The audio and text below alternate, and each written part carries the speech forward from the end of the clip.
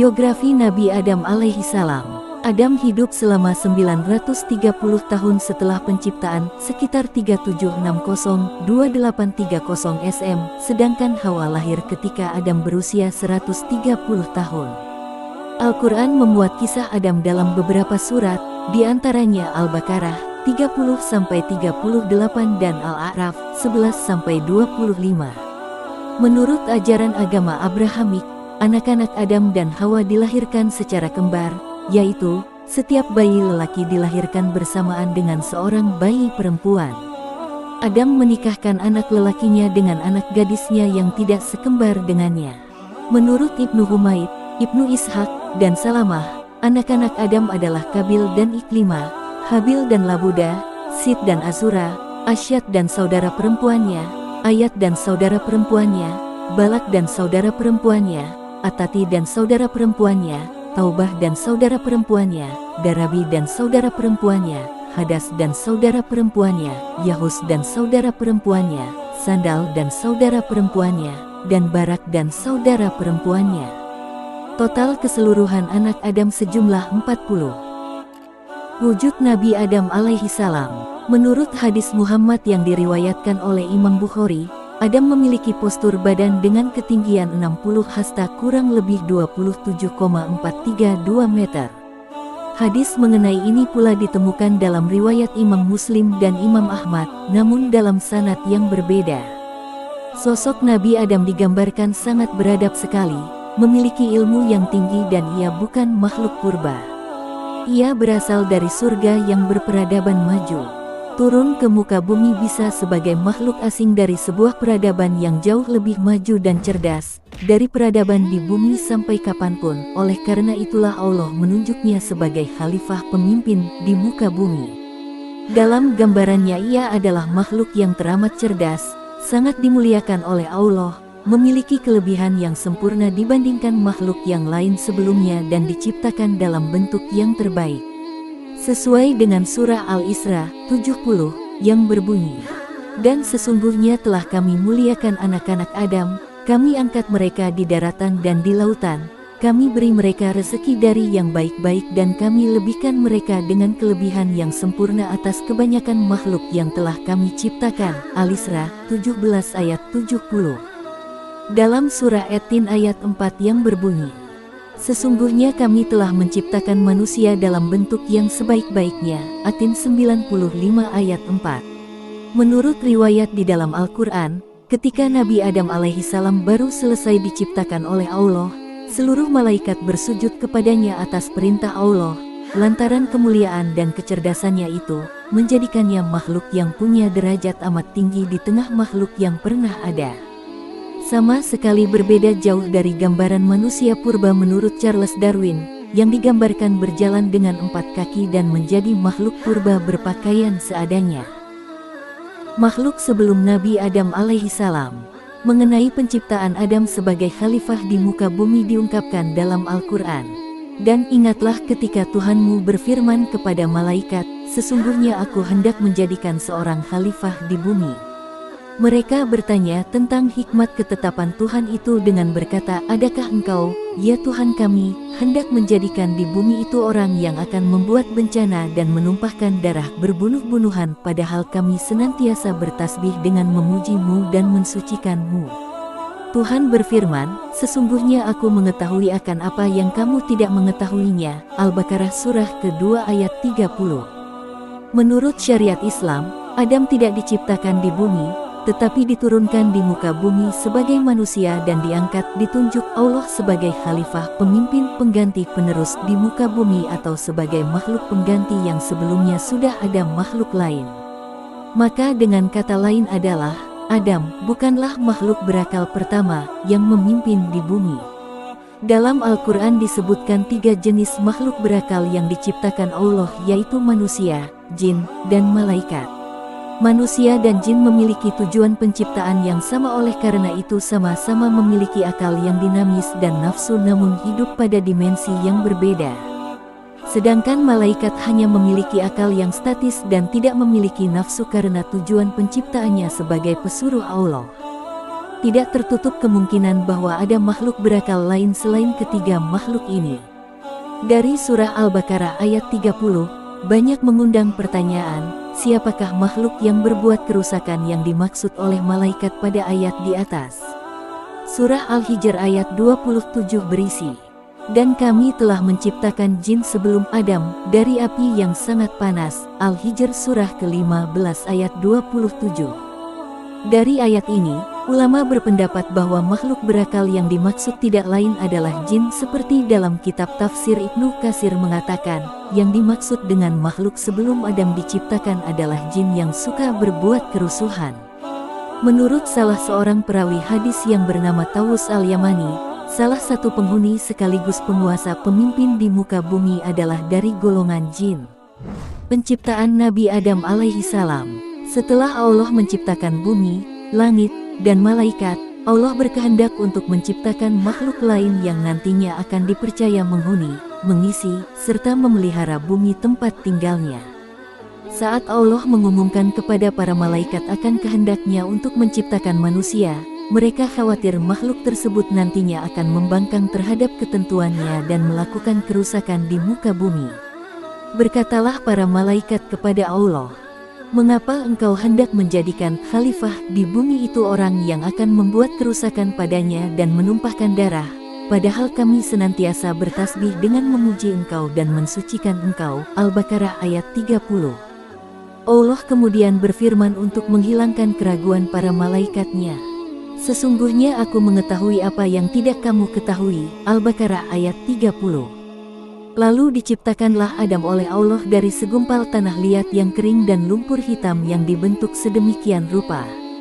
Setelah disempurnakan bentuknya, maka ditiupkanlah roh ke dalamnya sehingga ia dapat bergerak dan menjadi manusia yang sempurna. Kesombongan iblis.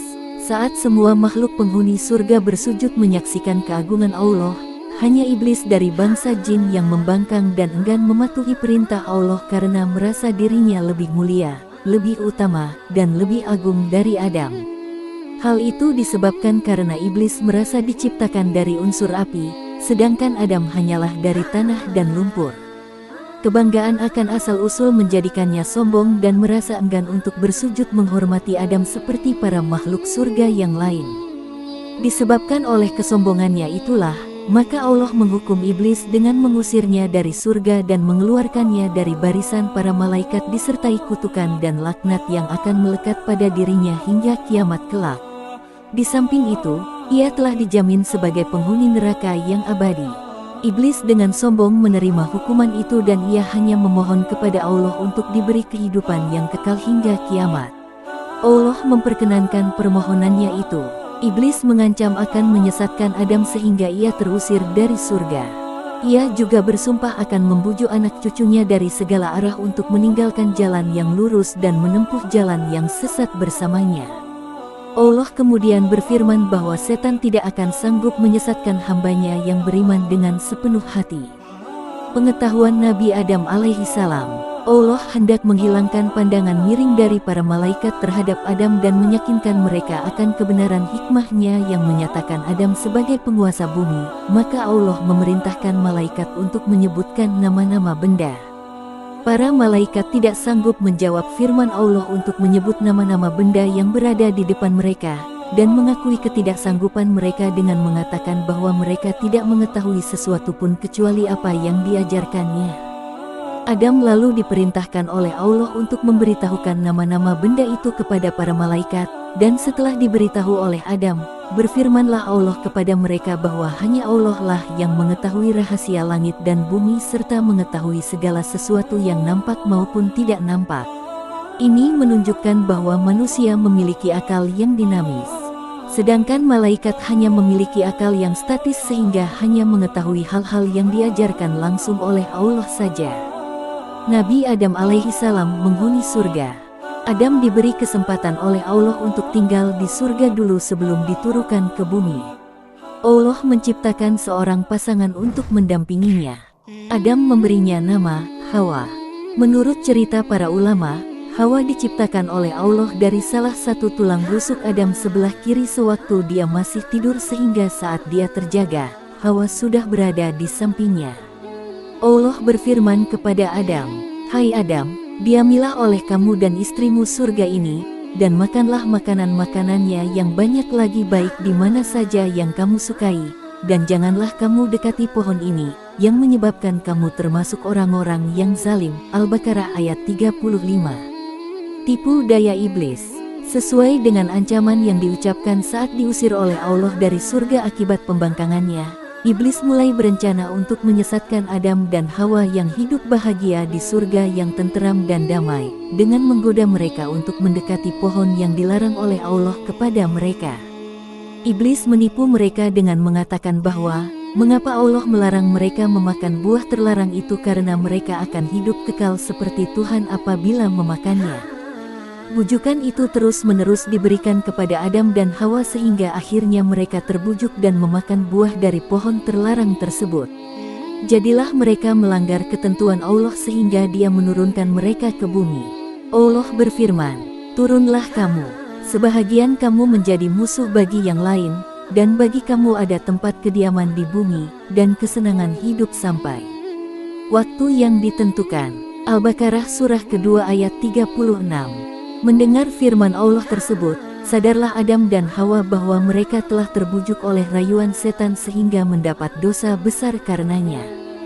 Mereka lalu bertaubat kepada Allah dan setelah taubat mereka diterima, Allah berfirman, "Turunlah kamu dari surga itu.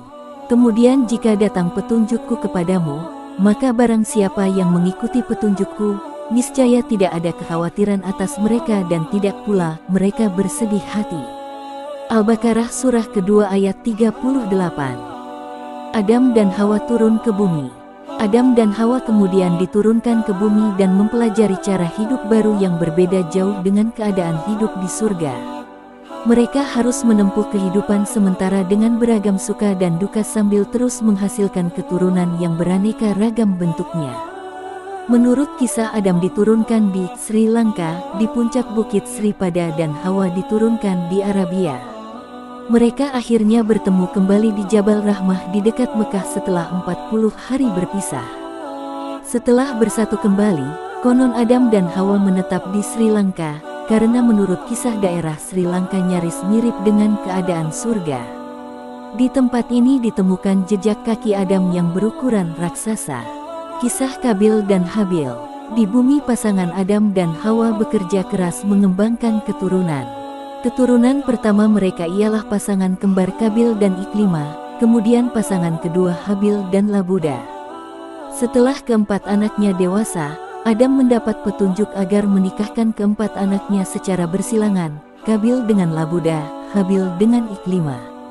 Namun Kabil menolak karena Iklima jauh lebih cantik dari Labuda. Adam kemudian menyerahkan persoalan ini kepada Allah dan Allah memerintahkan kedua putra Adam untuk berkurban. Siapa yang kurbannya diterima, ialah yang berhak memilih jodohnya. Untuk kurban itu, Habil mengambil seekor kambing yang paling disayangi di antara hewan peliharaannya, sedang Kabil mengambil sekarung gandum yang paling jelek dari yang dimilikinya. Allah menerima kurban dari Habil, dengan demikian Habil lebih berhak menentukan pilihannya. Kabil sangat kecewa melihat kenyataan itu. Ia terpaksa menerima keputusan itu walau diam-diam hatinya tetap tidak mau menerima. Maka berlangsunglah pernikahan itu, Kabil dengan Labunda dan Habil dengan Iklima. Kabil berusaha memendam rasa kecewa dan sakit hatinya selama beberapa tahun, tetapi akhirnya ia tidak bisa menahan diri. Pada suatu hari Kabil mendatangi Habil yang berada di peternakannya. Iblis telah merasuki jiwanya. Pada saat Habil lengah, Kabil memukulnya dengan batu besar, tepat di kepala Habil. Habil pun mati.